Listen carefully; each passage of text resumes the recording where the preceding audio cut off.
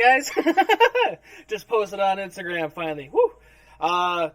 Welcome to Gun Talk with Control Perry Munitions. I am your host, Jared, the owner of Control Perry Munitions. I don't know if you noticed this little thing. Am I pointing in the right direction? Yes! I did a thing!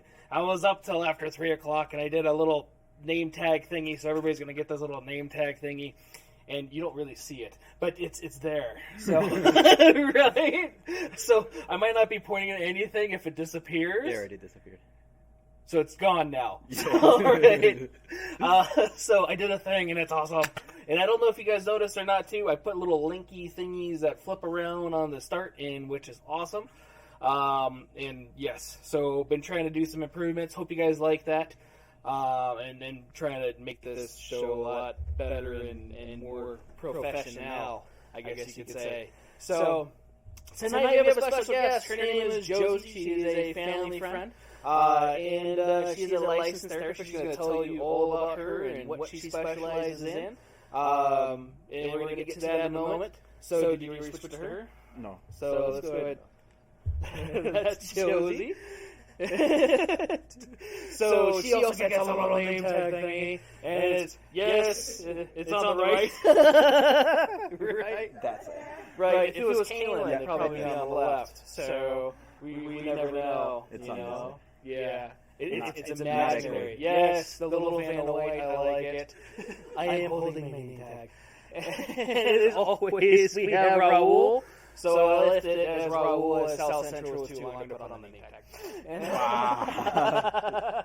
I was going to put resident Mexican, and then I just thought we would just get hit for being racist. And, right. Nobody gets the joke. We have way too many sensitive people, so, you know.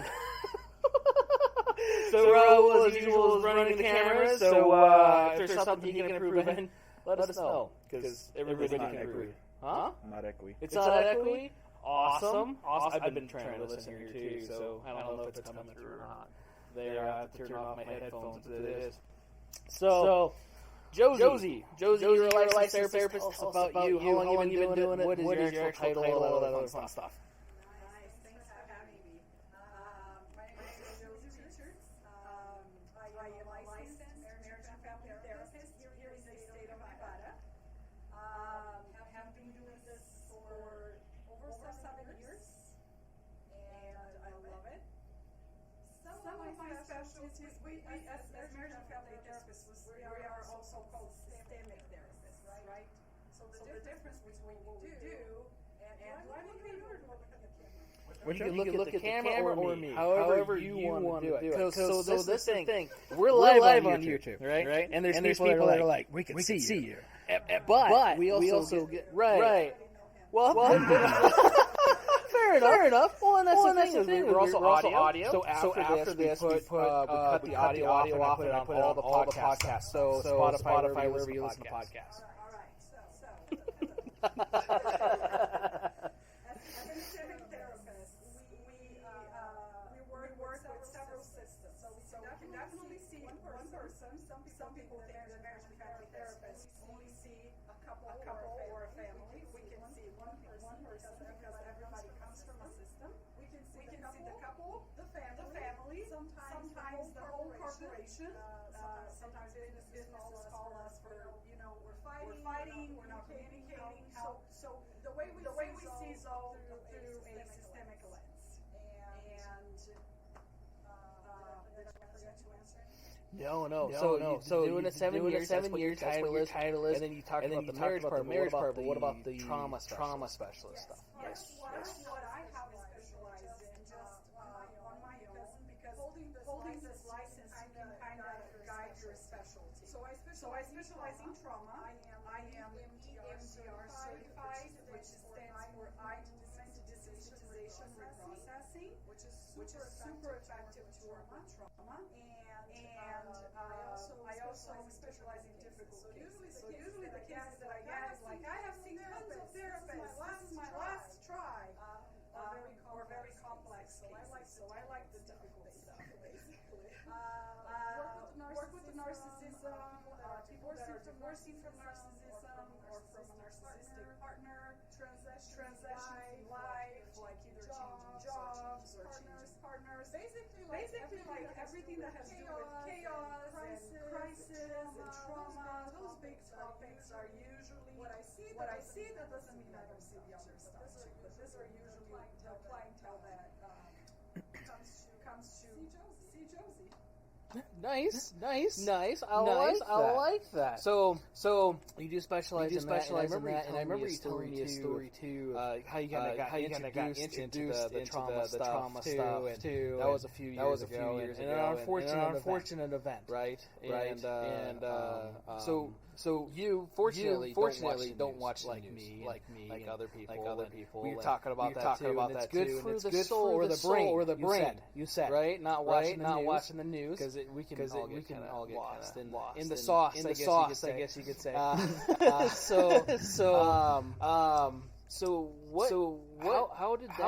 that all start? Right. So number one, I don't think watching the news is for everybody, or not watching the news. Right. I don't think we all fit in just one criteria, right? For me, I was visiting my mom's house, and we are from Brazil, and she had the Brazilian news, and this was about 7 years ago, and the news was related to a kiddo that someone broke into the house, did horrible things, and I literally cried for 6 months, and I decided news are not for me. So ever since I have stopped watching the news, people around me kind of give snapshots of what's happening. When something is important and big, of course I go and I do my own research, but it's separate from I'm watching the news constantly. Because here's what happens. Our thoughts are formed by our 5 senses. So the things that we see, smell, taste, hear and feel, those are the things that form our thoughts. Because our 5 senses, they are the bridge between us seeing, hearing, feeling, smelling, all of those things create thoughts. If you are like me, a little bit oversensitive, especially depending on what kind of news you are watching, and you feel like, man, I'm super anxious, or why since I was able to sleep. I would say you don't have to go like I did, don't watch it anymore. You can like pause for a little bit, get your brain back in track, and then kind of filter what you are seeing. Other people, it doesn't affect them as much. So I think you need to know yourself, and you need to know what works for you, what doesn't work, and maybe do a little fasting from it if you need to, especially with so many problems with all kinds of topics, right? War, politics, the pandemic, all kinds of things. Sometimes what we do is we constantly pollute our minds and ourselves. So it's not for everybody to do what I'm doing, but it definitely works if you are sensitive, having a hard time sleeping, having a hard time with your thoughts. So that's the justice of it. No, I like that, and we talked about how I do that too. It's like sometimes, you know what, I can't watch whatever it is. I'm not going to pay attention to my phone, the news apps that I have going off all day long, and because there's so much stuff that happens every day, and you just can't focus your entire life around that, and it does mess with your mind. It really can because of all the negativity. And there's good too on the news, but I think they feel like they need to emphasize on the negativity. You know, like, we're just going to grab this and we're going to make everybody scared because that's what we do. And that's what they need me for. I don't know. Maybe I'm going to get fact checked for that one. So, if we get kicked off YouTube, it is recorded. It's also social media. Oh, it's echoing a lot, she said. So it's social media, and there are other things too, right, that can cause that pollution. Yes. Also, the amount of information we receive. Years ago, it took us like 10 years for us to get some of the information that we get today in one day. So our brain is being overloaded with information all the time that we were not like built for it. Yeah. Sorry, I'm trying to fix our audio. Is it getting better? It wasn't echoing earlier? I think it got better. Did it get better? It sounds like it Everybody got sound good now? I like how I try to switch all this stuff around, and it doesn't really work out too well. Is it picking up? a little bit. Yeah? Is it good? I'm gonna lower the mic a little bit. I don't know why. It's picking up audio from something else. So, sorry about this, everybody. It isn't.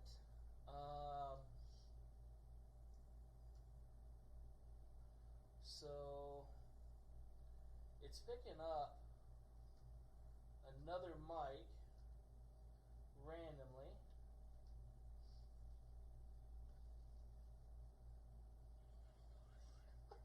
It's like every other week it does this. So that also is really low, and I don't know why.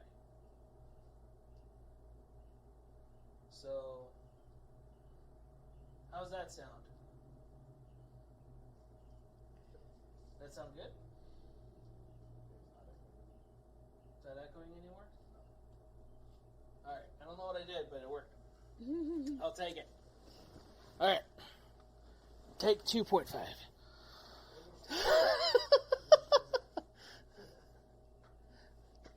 Is it all better? Is it all good? So wait. Welcome, Josie. Oh, thank you. My Right. name? Right. The name, yeah. Start over. That was like 16 minutes, man. So, yeah, you specialize in the trauma stuff. We just talked about all that. And then why you don't watch the news.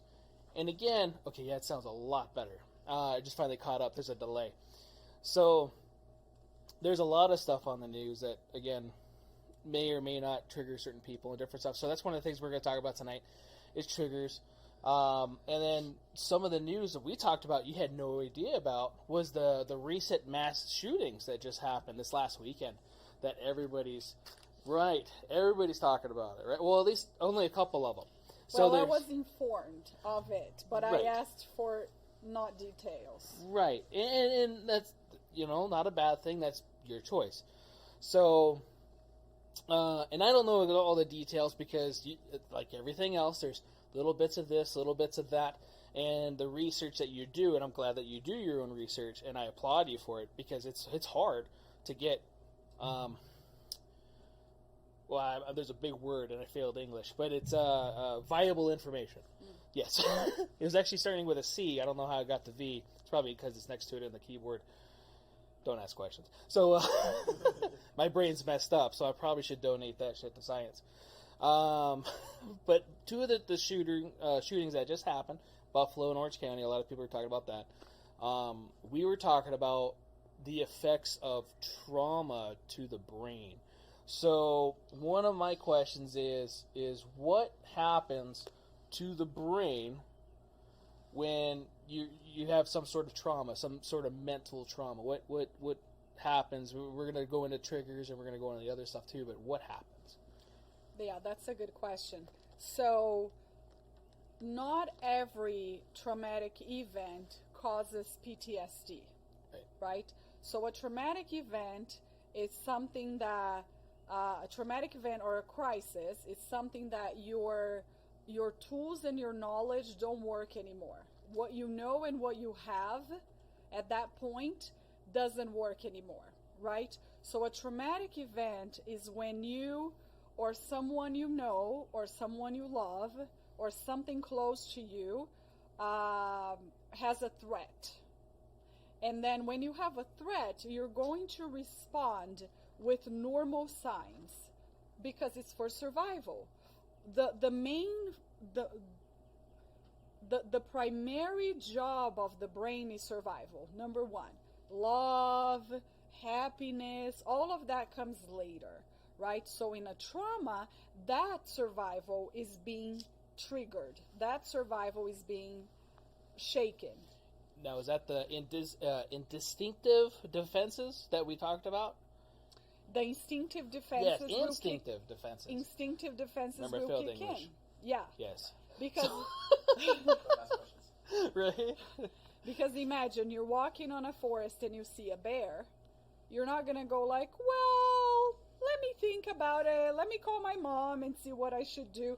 The instinctive defenses, which are fight, flight, freeze, attachment, cry, or submit, will automatically kick in for your protection. Right. Most people know just the 3 Fs. Right. The fight, freeze, and flight. Yeah, fight, freeze, and flight. Right. Which, and I always say it backwards because, again, my brain needs to get donated. But but there's 2 more. We learned about that, or at least I learned about that the other day. Right. We talked about that. And there is also another study that I didn't bring because I like to bring just things that I'm familiar with. Mm-hmm. That suggests there is even another one. Okay? Oh. So I like to use this book. This book, you have, there is the website, there if you want to buy it. This one is for therapists because this one is more like in a presentation format. Right. But you also have, which I know they have different coverings, but they're the same. And you guys are going to have my number later. So this one is for survivors. So if you want to study more about this and know, this one is for survivor. Again, they're basically the same thing. This one has a little bit of a different language that is easier to understand if you're not a mental health professional. And they're both available to buy. You don't need to be a therapist to buy. So I just want to say that I'm using the material from this book. It's not my own material that I developed. That would be a copyright.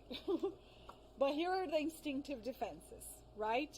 So if you're either in a forest and you see a bear, or the trauma events, the shootings. I worked a lot with the October 1st shooting and the victims. You see this happening, right? So if I can use the October shooting as an example, some of my clients, they were like, I froze. I wanted to run, I didn't. I was just stuck. Others say, I ran, I flee, and I left some loved ones behind. I don't know what I was thinking.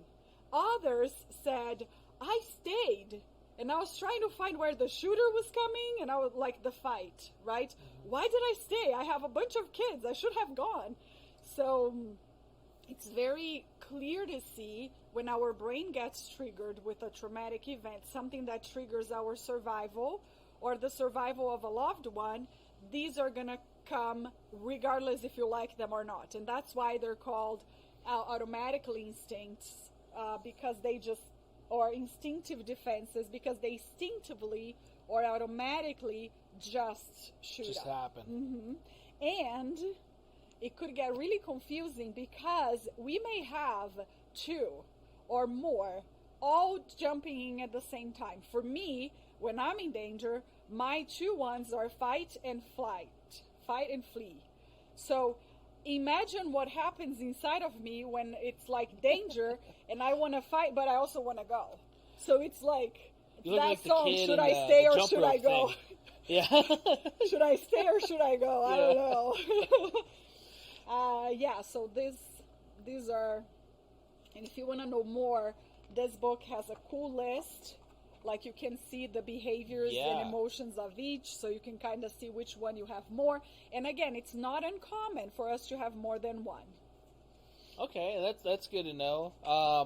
For those of you that are not watching and weren't able to see the websites, I am going to put the websites down in the description later after I rip the video and the audio out and put it on all the podcast mediums. So that way you guys have that information and be able to get more informed for that. Yeah, so for the people that are not seeing the image, they are fight, flight, freeze, attach cry or attachment cry, and submit. Okay. So attach cry, how does that work? So here are the emotions and behaviors of attach cry, just for us to have an idea, because like you said, we're most familiar with fight, flight, and freeze. Now, English is not my first language. If I try to say it fast, it doesn't work. I can't say it, and it's my first language. Attachment cry. So emotions and behaviors that you see when people have attachment cry, and again, you don't have to have all of them, but you're going to have most of them if that's yours. Clingy, cries out for help, emotional neediness, loneliness, longing, talk to me type of attitude, terrified of abandonment, and waiting by the phone.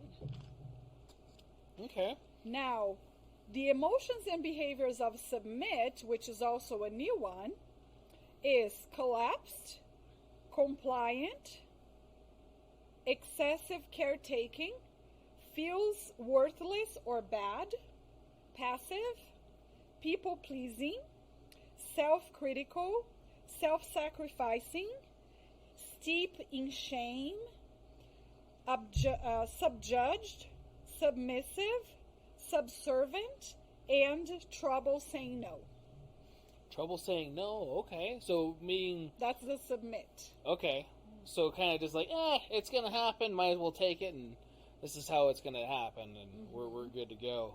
So I can kind of see that in like kidnapping cases and different stuff too, people being a little bit more of that, or, you know what, this is... and switching into something like that as well. Yeah. And one thing that is good to mention, in trauma work, we refer to trauma as big T's and little T's.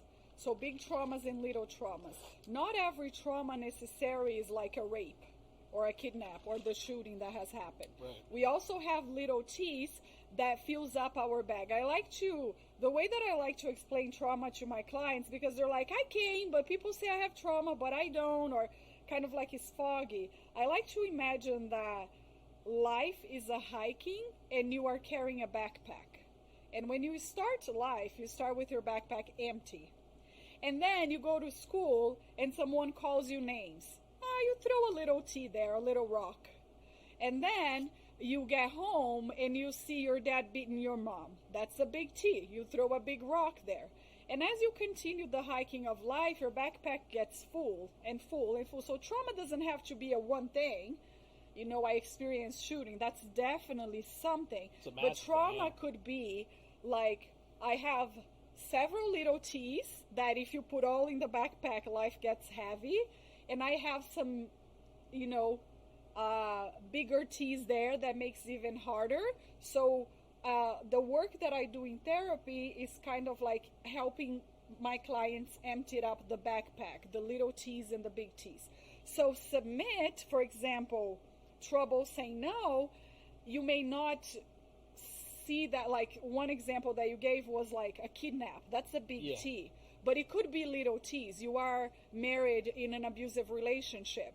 Yeah. And submission. And the person is like, you have a hard time saying no. You have a hard time saying no. And it's really hurtful, but it's not a big T. It's a little T. 10 years of marriage, 10 years later, your backpack is like you can't carry anymore, is unbearable, and because you're full of little T's. But I never had like a rape. Well, but your backpack is full of little T's, so it's really heavy. Okay. I like that, and we kind of talked about that too, how it progresses, and it can progress into a bigger thing, and it's good to know, because a lot of stuff that, like myself, I didn't know a lot of that until we talked about that the other day. Would you like me to read the other ones? Yeah. Since I read the first two? Yeah, well, again, those are the two that we didn't know, right. You know, and we should be more familiar with those, because those are the newer ones. Everybody's more commonly known with the fight, freeze, and flight, and or maybe not. So yeah, for sure. Let's start with you choose. Dealer's choice. Let's go to freeze. So if freeze is your defensive mechanism, the emotions and behaviors you're going to see are going to be frozen, guarded, heart racing, no voice. So some of them you can see similar. Yeah. Panic attacks, paralyzed, phobic, terrified, unable to think or act. Okay, and that makes sense because you're technically freezing. You're sitting there, and a lot of people do that. I've seen a lot of people where there's a delay, where they get scared and like, I don't know what to do, and then they react afterwards. So it could be a very sudden thing, or it could be an after thing. I told you I don't like going to haunted houses, and I don't want to because I'm more of a fight. Right. And I'm going to get kicked out. Right. I'm going to grab the bat, beat you with it. So, and not probably good. They have you sign a waiver beforehand. I've never read it. Right, but I'm pretty sure it says don't beat our employees. you know. So, and I don't want to do that. Yeah. But that's me. I don't run the other way. I jump towards that, and I don't like it. Yeah. So, and it's a good thing and a bad thing in some cases. Yeah. But that's an interesting thing about instinctive defenses, because usually people don't like the instinctive defenses that they have because they think another one would be better. Okay. But the truth is, instinctive defenses are fighting for you to be alive. Whether if it's freeze or fight or attachment cry, that's your way for your mechanism to stay alive. And going back on the example of the October 1st shooting, I didn't have not even one survivor that said, I was proud of what I did. Because in crisis or in trauma, we don't really know what's the right thing to do. Right. So the people that stayed, of course, this is like the small amount of people I saw. Yeah. I'm not speaking like this happens all the time 100%. They're like, why did I freeze? I should have done something. Yeah. The other one that did something said, why didn't I run? I mean, what was I thinking? My mom was at home. And, so everybody was like, I should have helped more people. Yeah. I should have gone back. Yeah. So it's like, because when we're in trauma, what is the right thing to do? Like, there is no right thing to do, because if there was like, oh, this is the right thing to do, and if you do this, you solve the problem, then I don't think it can characterize as a trauma or a crisis or a chaos. Right? And it's like that in a lot of things. Hindsight is I don't know if devil's advocate is a good way to say that, but it's a thing that plays with our mind, especially after an event. Because I could have did this, I could do that. Exactly. And it could be the smallest thing ever. Yeah. And you're like, oh, I could have just turned the gas off when I left the house, you know, Exactly. or whatever it was. Yeah, you could have. Yeah. But, you know, it didn't, and stuff happens for a reason, and it's hard for us as humans to correlate that with our brains. And I also think, like, we have this drive to be better. Yeah. What can I improve? How can I do better? How can I avoid this trauma next time? So that's why all those scenarios plays into mind. I just want to say again, this material is not mine. So if you have the survival version, that's going to be, everything that I'm reading is going to be on page 13. And if you have the therapist version, which you can have it, you don't need to be a therapist, it's on page 15. Okay? If you decide to buy the book and you want to read, that's where I'm reading from. Now let's go to flight. Okay, so emotions and behaviors of flight would be addicted, ambivalent, binge watching, listening, or reading. So you do a lot of binge watching, watch a lot of TV or social media, listening or reading. Compulsive, eating disordered, foggy, lost in fantasy, numbing behaviors, smartphone checking, spacing out, and urge to escape. Man, that sounds really familiar. All right. So yeah, that was me. Which one was that one again? Anyway, this one was the flight. The flight? Oh, shit. Oh, okay. I mean, I'm saying I'm going through a lot of trauma or anything, but, I mean, then again, my phone, oddly enough, is kind of, I never thought that it would be my life, but it runs the business pretty much. Right. So with all the emails and the social media stuff. And yeah. So. And again, it's normal as you read, as you read this or you listen to this, it's normal for you to pick one and here and there. Right. Because at times, too, they come all at once. Yeah. But we usually have one or two that are our strongest, our go-to. That doesn't mean that you're not going to identify with here and there things from them. Like, one person usually doesn't have just one, and that's the absolute, always. Yeah. Okay. So the last one is the fight, which is controlling, explosive, full of rage or anger, hostile, hypervigilant, judgmental, rigid, and suicidal. Oh, wow.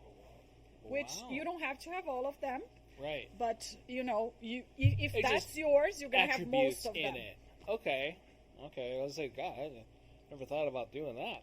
I mean, in the event of somebody like jumping out at me, I don't know. Or where a bear is coming after me. I'm just taking once a hug. You know? All the bears that go, hello, come over here in my little cage with me. And the people that jump in that do, I don't know if you've ever heard of that. There was a couple people, I think San Diego Zoo, even like the LA Zoo, they'd have bears like, hello, oh, they just want to be my friend. And then they'll jump in. I'm not making this up. And they'll jump in and be like, I just want to be, and then, it lights out. Food. Yeah. Right. Yeah, future bear poop. That was a yummy and it's the bear's fault, right? Or Harambe. Remember the gorilla? Poor Harambe. That was the gorilla. I don't even remember what happened. I'm going to get fact checked, so I'm going to leave that one alone. So I should have did research. I didn't even think we were going to get into that part. So PTSD, though. So this stuff does happen in an event of, say, a trauma event. The instinctive defenses. So PTSD is something that happens afterwards. Now, we talked about the other day. It took a while for that, but now new studies have shown that PTSD shows up sooner.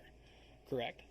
Yeah. So the criteria for PTSD is pretty large. So when we want to diagnose something as mental health professionals, what we use is called the DSM-5.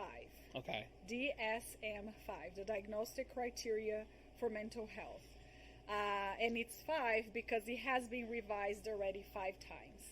Oh, okay. See, that I was going, 5H? Yeah. How does that No, mental health? we had the first one, and then new research came about because science and computer and the way that we study the brain, all of those things causes for us to go like, oh, we thought we was this, but actually this one fits better. So we have been having revised improvement Yeah. and changes some criterias, and some we thought it was this, but it was this. So the last one we have is the 5.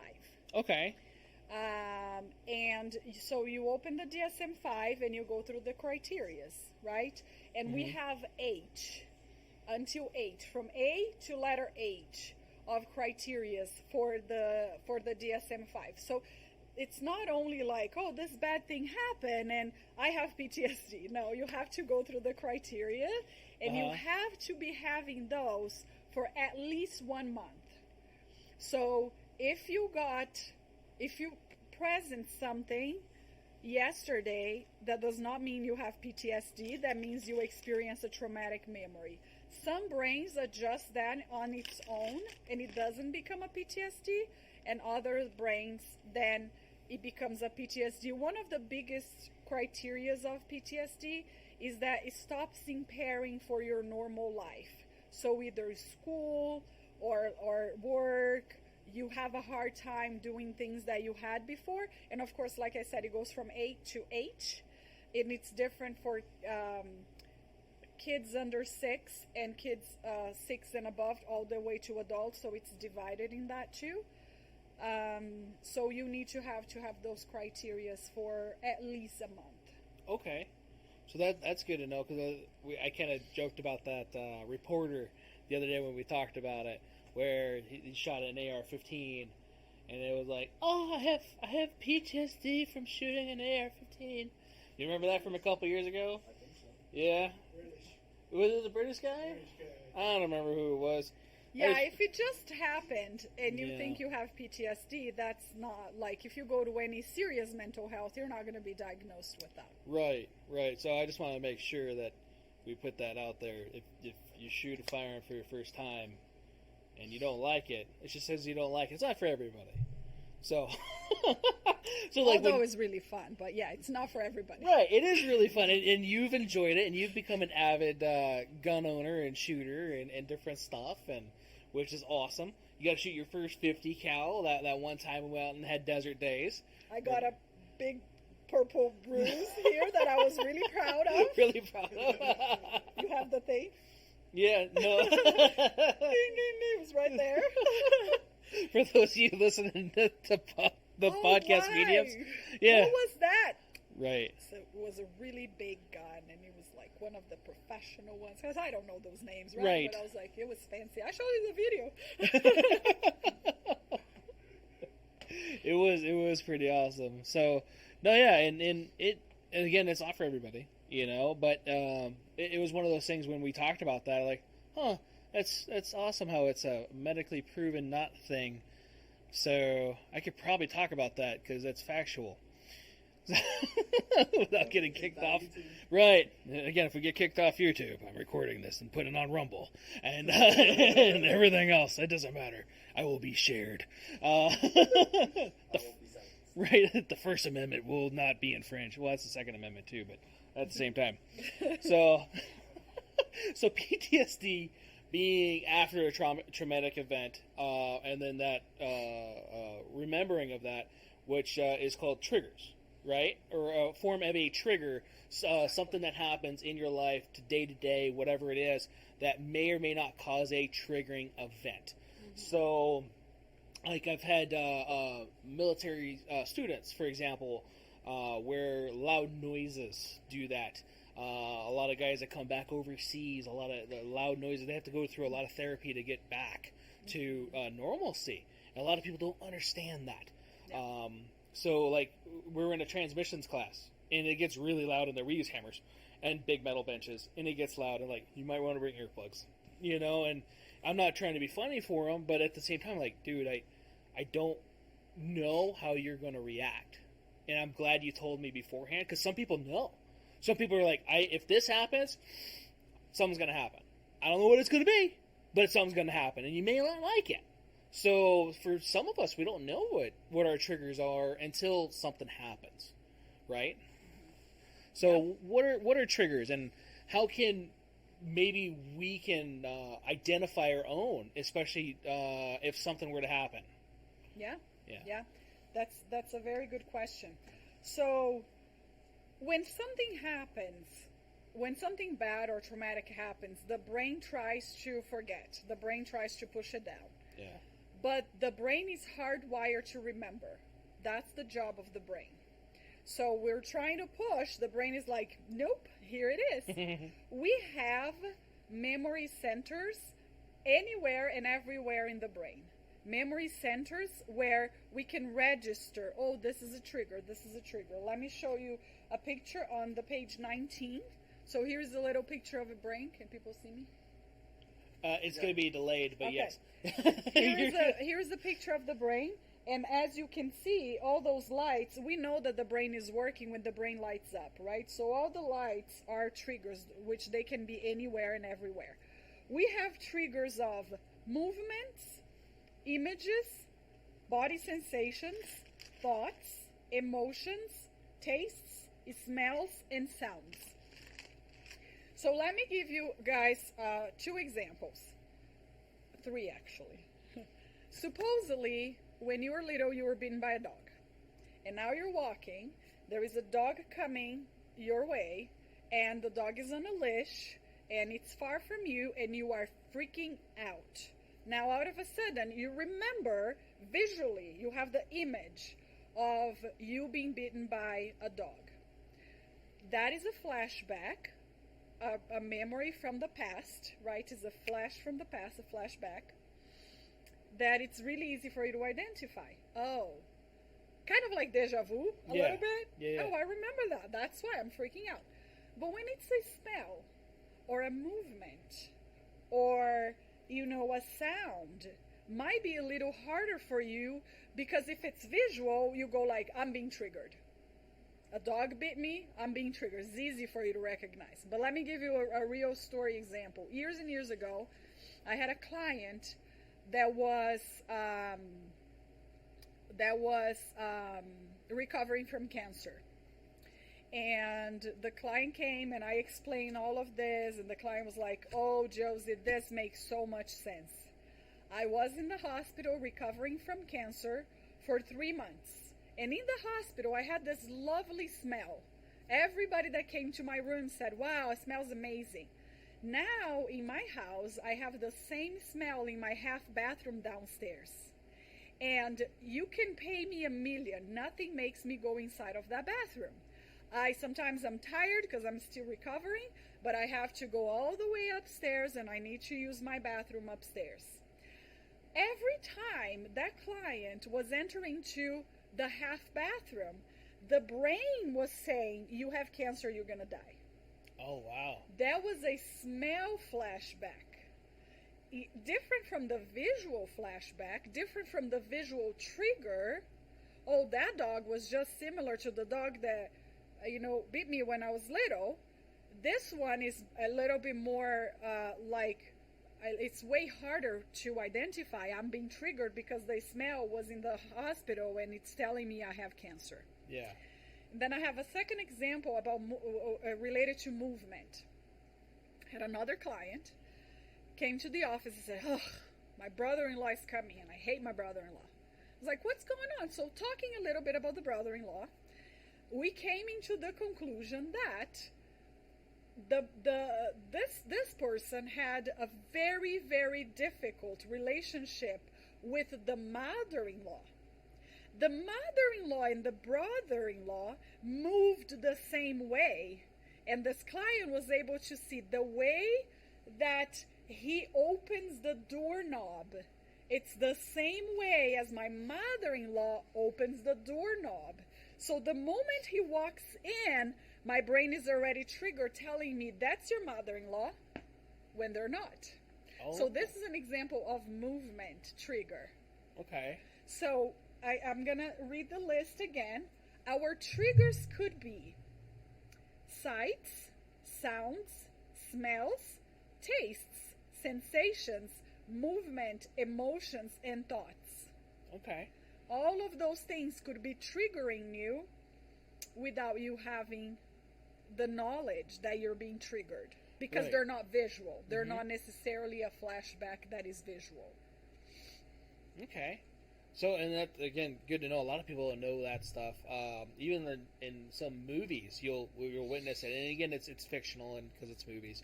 But you'll see like somebody that's been through a traumatic thing, right, or event, and they won't be able to identify whatever happened because they were blindfolded or whatever it was. Mm-hmm.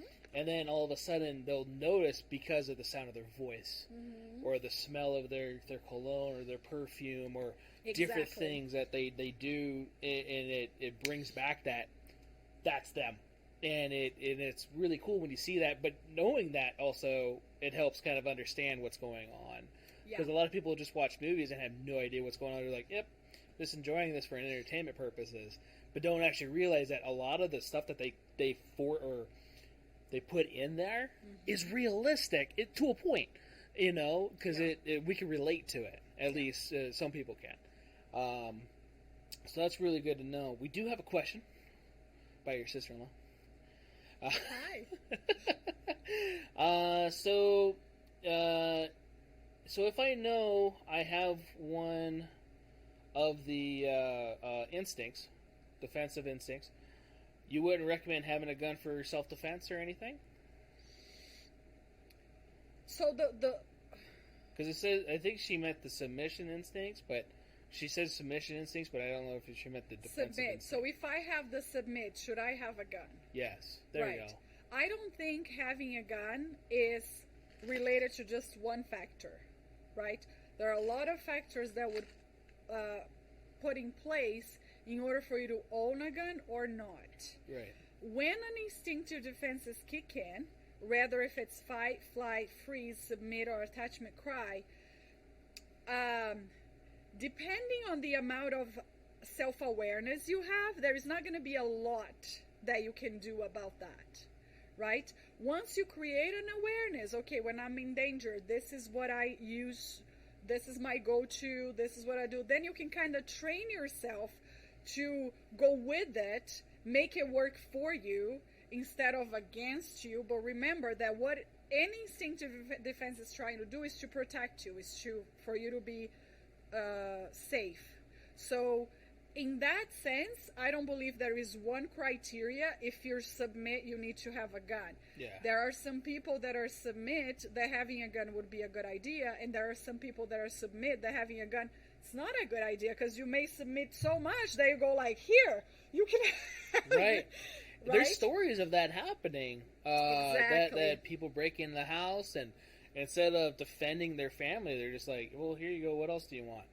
Right. And Right. Which, I don't think there is a good or bad instinctive defense, because if someone is breaking to your house just to get the stuff, oh, you want my computer, take and go, you may have just saved your family versus trying to fight them. Right. So I don't think instinctive defense, like I said, when you learn what instinctive defense you have, usually you're not going to like it. Yeah. You think another one is better. Why do I have this one? Right? Unless it's fight, usually the people that have fight, they're a little bit proud of it. Some people are. Some people Yeah. are. And like I told you, when I met Danielle and we moved in together, I was always scared of her stepson jumping out at me because he was trying to jump scare me all the time. And I like, one of these times, I'm going to connect and I'm going to not know it's you. And I'm going to feel really bad. Please don't. Yeah. And I was worried, because he's this little kid and he's trying to be innocent and cute and funny. And here I am, obviously a lot bigger than he is, and I'm going to feel like dog shit, if I hit this little kid and on accident, especially in the dark. You know what I mean? And I don't want to do that. And I don't think anybody would like to do that, but I know what you mean. A lot of, I'm this kind of guy, and I'm very cocky and whatever else. And Right. yeah, it's probably Which not could be really dangerous, right? It can be. Yeah. It can So I be. think one thing that is interesting is that when we receive an information, rather if it's like the information is someone attacking you or a trauma, right? Everything that we see, hear, feel, smell, that's information to the brain. When we receive information, rather if it's in a conversation or a situation that is happening, your brain is going to filter that information through some filters that you have. One of those filters is the filter of information. So now, just watching this podcast, you have had tons of information that maybe you didn't have before. So next time something unfolds in front of you, your brain has one more layer to filter that through. So maybe before you were a person that just submitted, and now you go like, oh, I know that this is what I'm doing, so I can do this instead. Yeah, because we can kind of break ourselves out of that. But like I said, some people have a delay, and then they usually counteract that with another form of the instinctive defenses, to where it's like, okay, I know that this event's going to go on, or this is going on right now, maybe I should do this. Yeah. And we do that naturally without even thinking a lot of times, right? Yeah, it's so fast. Yeah. Right. And so she also just asked about training. So training can make me fight against my instincts, and that kind of goes in with that too. A lot of like muscle memory. So muscles don't have memory, but we use that term as something repetitive. If we're practicing something, if we're doing something over and over again, and we get into that situation of, oh shit, instead of doing whatever our natural defense is, we actually react towards that could be in a positive way, and hopefully save somebody, or save yourself, or save your loved ones, or whatever, because you already have that in you, and it actually takes over your natural instinct, which is really weird, but you can kind of train your body and your mind to do that. Is that correct? Yes, but I also think that that's a very hard thing to do. It takes time. To go against your instinctive defenses, is it possible? Yeah, military people, for example, go against their instinctive defenses all the time. Yeah. Like the enemy's there and you're going towards, right? Yeah. When I think it's good for us to know what our tendencies are and for us to practice that. But if something really big were to happen, then most likely, unless you have had a severe, intense train, you would divert to your instinctive defenses, because that has saved you so far. Yeah. Right? Right. We have that naturally stuff in ourselves, in our DNA, because of survivability since the dawn of man. And I also think that it's important for us to have, as human species, for us to have a mixture of all of them. Imagine if all of us were fighters, or all of us were attachment cry, it would be a disaster. So having a cluster of all of them in unity helps us save each other, protect each other in an instance of a shooting or a big disaster. We need the people that flee. We need the people that fight. We need the people that submit. Right. We need the freezers. I think in a combination, I think it's really good for us to have all of them. Yeah, no, I definitely agree, because if you have just all of one, it's kind of hard to take care of some of the other people that may have been subjected to that traumatic event. So like a mass shooting, and staying there, taking care of people instead of going and fighting, or whatever it is. And even fighting could be taking care of that person. Mm-hmm. It's not actually fighting. It's, I'm staying here and I'm taking care of this person right now. I'm not running away. So, and I don't remember if that was part of one of your things, but that could be another form of that, at least in my mind. And I can be wrong, because obviously I'm not a professional, but at the same time, it makes sense in my mind, right? So, I got another question about, and I actually brought this up the other day, and I forgot to add that to my little listy thing that we wrote up the other day about all this stuff, because there's so much stuff. And we could actually be here for hours, and I promise you we'd be here for an hour. So, my first client is at 6 a.m. tomorrow. See? Yes. And that's another reason, like, okay, we're gonna make this short, fast. The last couple podcasts, we've been like 2.5 hours long. Yeah, and you could just keep talking, and it's very easy, especially if it's something you're passionate about. Right. So, we're going to do different episodes, and I would like to do that too, so we could actually spend time on certain things, and then to where we could get other questions answered too. Maybe not that just got asked today, but people after this, like, hey, I have this question, so leave something down in the comment section, or DM us on Instagram. Yes, comment questions. Down below. Right, down below. And it doesn't have to be right now live. It could be, if it is now live, and I haven't asked that yet, in which we've asked everything so far, I will take a screenshot, and we'll get into that in the next episodes.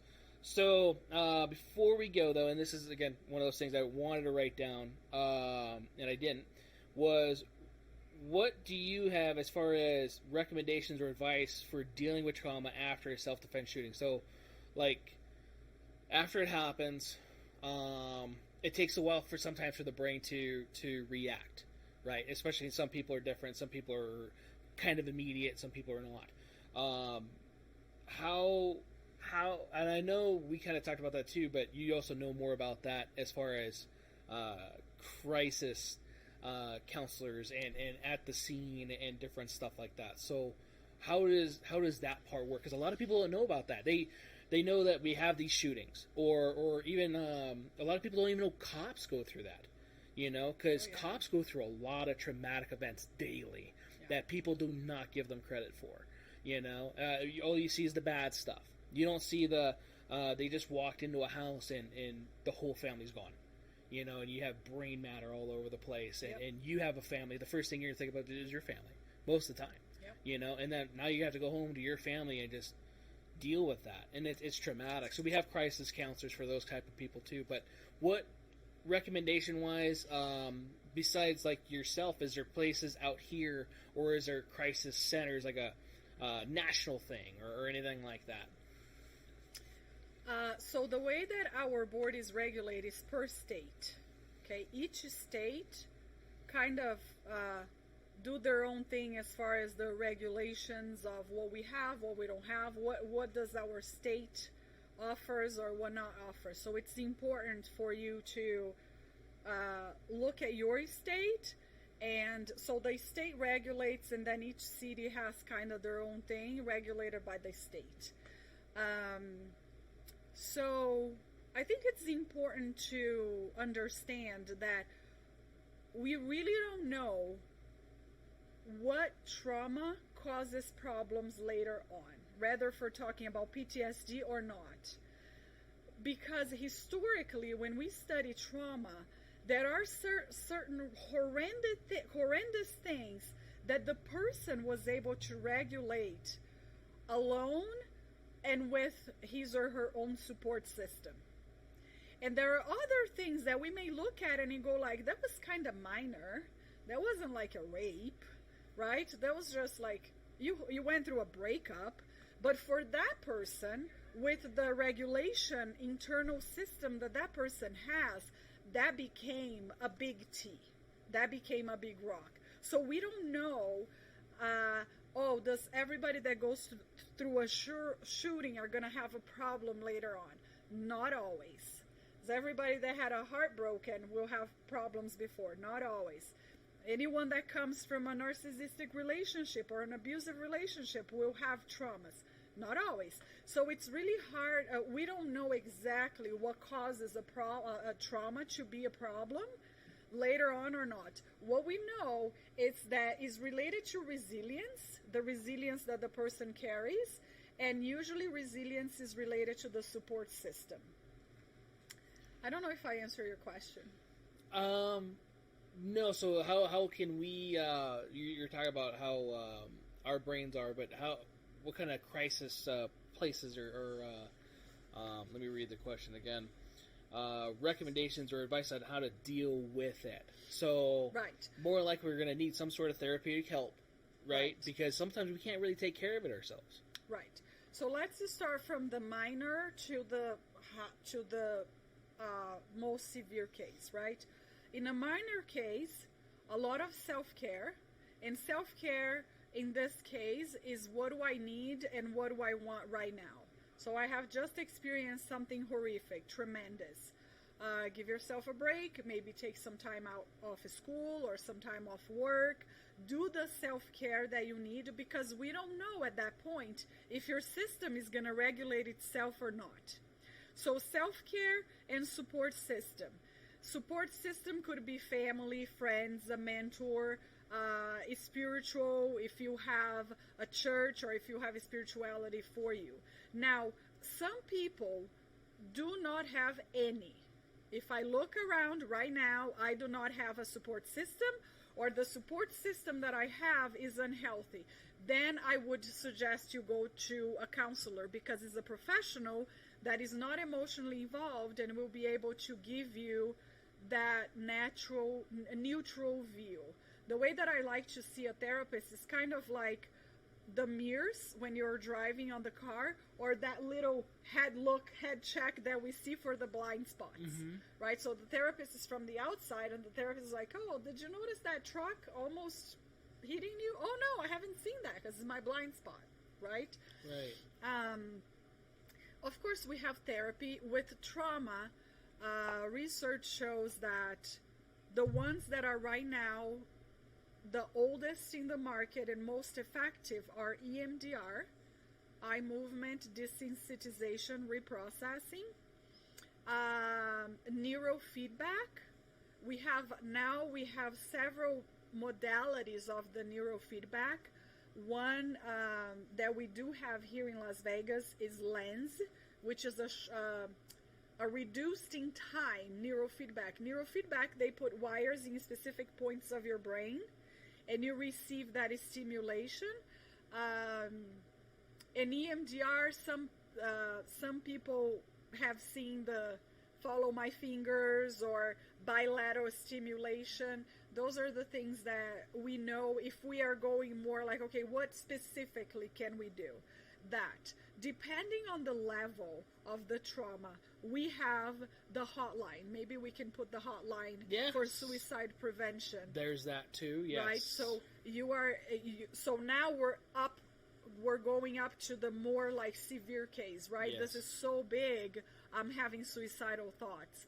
Then the hotline is 24/7, 100% free, and everybody there is highly trained to help you with that one, right? Support groups, support system. So it's all about like, don't do it alone. If you don't have a support system, go to a therapist. Right. But find a support system, right? So because you experienced a trauma, the level of care that you are going to need, it will come with your own observations and see what's working for you and what's not working for you. So, yeah, support system like you're saying, like for example, my church has that. My church, they're chaplains for Metro. So they are a support system. So if you have a church that you're going to, you could use that, definitely use that. Sometimes family members, could be your support system. Good friends could be a support system. You'll be surprised on how supportive some people can be, especially in an event like that. Yeah. And knowing that you went through that, like, hey, look, whatever you need, I'll be there. And I do that for a lot of friends and especially vets and stuff. Like, hey, you ever need to go grab a beer or whatever, let's go do it. Whatever you need to do, let's go talk. Yeah, that's a great support system. Right. Yeah. And all you need sometimes is just somebody to listen. Listen to whatever's going on. And you don't even have to give opinions. Just to let somebody know that you're absorbing that and you're there for them. That's support. Yeah. And some people are sometimes scared of that. As far as I don't know if I'm going to do it right or whatever. There's sometimes no real wrong way to do it, as long as you're there. Yeah. And if you have somebody there for you, that's awesome. So for sure, I'm going to put the suicide hotline down for that. And I know that there's probably a few more. And I think certain states have certain things. I know there's like a national hotline and different stuff as well. So that's also really good. And I think it also depends on what kind of trauma you were experienced, right? So if you have experienced trauma with a family member is extremely alcoholic, gambled everything, there are support groups for that, right? There are the AA started with a support for alcoholics and now has developed to multiple, so many things, like families of alcoholics, people that went through a breakup. So, and that's national, right? So anywhere you go, you're going to be able to find some kind of support system. Well, there's other addiction things too, or vices that us humans have, and they have support groups for that. So definitely look for that if you're having those type of things. And sometimes it's hard for us to know that we're having that until somebody does what's called an intervention, if I remember right. Yeah. And sometimes we need that little bit of outside, hey, you have a problem. No, you have a problem. So, right? It's never me. It's got to be you looking at me. Yeah. So, and a lot of times we do that too as humans. So, I definitely appreciate you coming on and giving us all that stuff. We're going to have to actually add all that stuff more later because it did just turn 8 o'clock. Because our YouTube channel is live here Thursdays at 7 p.m. for our podcast, right? Ish. We're on time today, and I'm proud of it. Huh? Because of you? Yeah, okay. So, I'll give you this one. So, we're here live Thursdays at 7 p.m. Live on YouTube.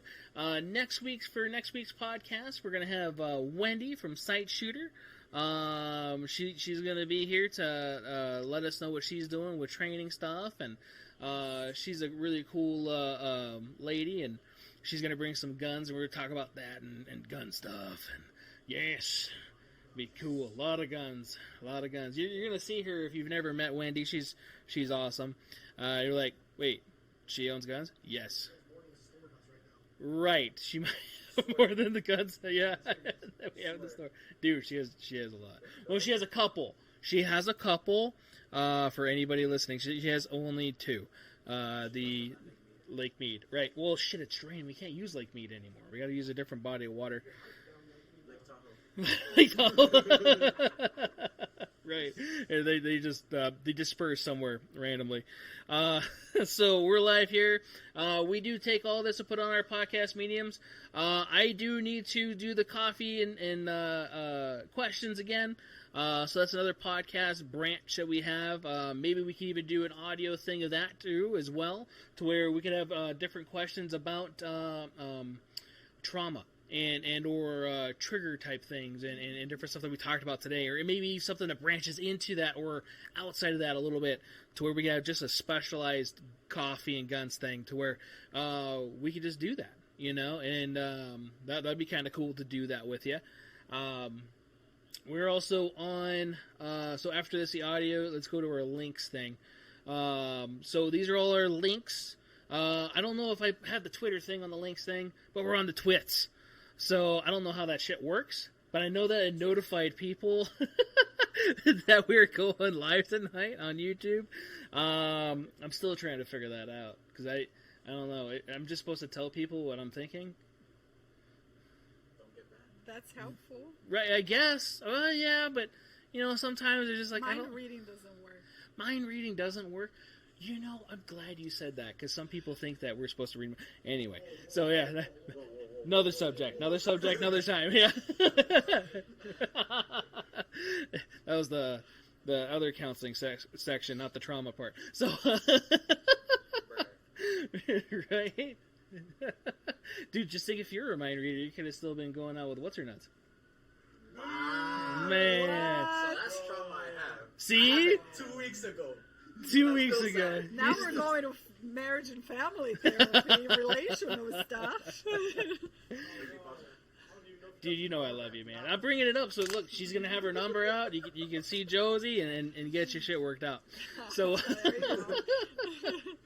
you'll be all right. I told you'll be all right, buddy.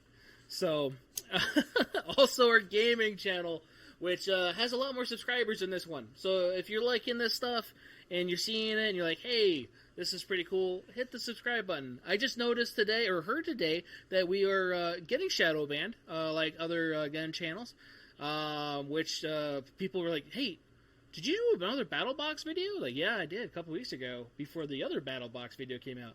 I haven't seen it. Yeah, I submitted it a long time ago. Well, a lot of our videos are doing that, and a lot of gun channels are like that too. So definitely, if you guys could like, comment, hit the subscribe button, hit the bell notification. It helps all us gun 2A people, because unfortunately there's not a lot of stuff for us to do, man, to get our stuff out of there. Our screen turned white, and I don't know what that is. The gaming channel? Oh, there it is. Okay. It just turned white. That was awesome. So, other than that, I appreciate you coming on. Again, this is going to be on all the podcast mediums and stuff after this. And yeah, Josie, you're awesome. Thanks again for coming. Thanks for the drink. So if you guys saw the drink, this is called the pink drink, and she thought I was making this shit up because I was making fun of some of her pink tools the other day, and you were gonna go to Starbucks the other day, right? And it wasn't because they were pink. It's just because they were from China. And so What? China. So I was doing some work at our house, and some of the tools were failing me, and or maybe I was failing the tools. But they were pink. They were pink, and there's nothing wrong with pink. We're all pink on the inside. So here we are. You didn't think about that till now, did you? You're welcome. He's making fun of my pink tools, right? And I'm going to get some other stuff that we needed with his wife, and I was like, hey, let's stop at Starbucks. What kind of drink would he like? And he was like, the pink drink. I was like, yeah, right, whatever. What drink do you want? And it was like, and his wife was like, no, it's serious. He wants the pink drink. I was like, really? Right? See? Now you heard of it. Get the one with the coconut milk. It's really good too, so... Anyway, thanks again for the drink. This is awesome. Now I gotta have a whole bunch of these strawberries in a minute. Appreciate it. Thank you guys for tuning in. Don't forget to like, subscribe, hit that bell button, and take her easy, guys. Thank you.